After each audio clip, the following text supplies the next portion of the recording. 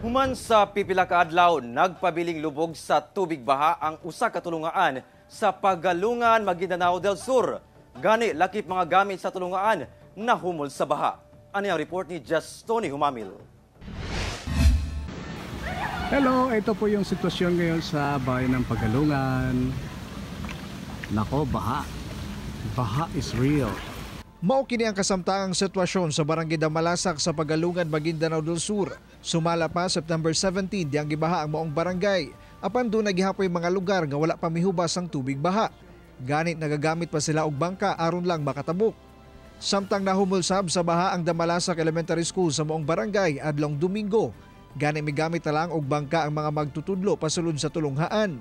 Apan nagpabiling baha gihapon sa tulunghaan adlong Miyerkules. Gani hangtod hawak gihapon ang level sa tubig baha. Sumala sa Ministry of Basic, Higher and Technical Education. Rason matud pa sa lapad nga pagbaha ang paglapaw sa sapa dool sa lugar. Matud pa, baha uno na gayud ang maong lugar.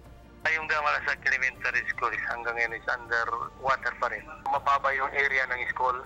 Grabe yung baha dito sa amin sa Pagalungan. Kasi itong Pikit at saka Pagalungan, itong Damalasak is Pagalungan, may adjacent kami sa Rio Grande de Mindanao. Gani lakip mga laptop, libro ug ban pang kagamitan sa tulunghaan ang nahubol sa baha.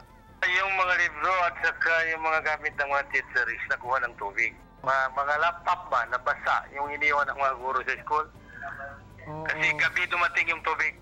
Gumikan sa hitabo, online ug modular na lang una ang pagpahigayon sa klase samtang wala pa mihubas ang tubig baha sa tulunghaan. Gina-validate na sab sa LGU Pagalungan ang nabiling danyo sa baha sa maong tulunghaan. Samtang sa Pigkawayan, Cotabato, na sinati sab ang pagbaha adlong Martes atol sa pagbunok sa ulan. Gani makita sa mga hulagway kining pipila nga kabalayan sa Barangay Anik nga gisulod og tubig baha. Hinuon walay naangol atol sa pagbaha ug nakadawat na og hinabang gikan sa LGU ang mga apektadong residente. Ako si Just Tony Humamil para sa One Mindanao.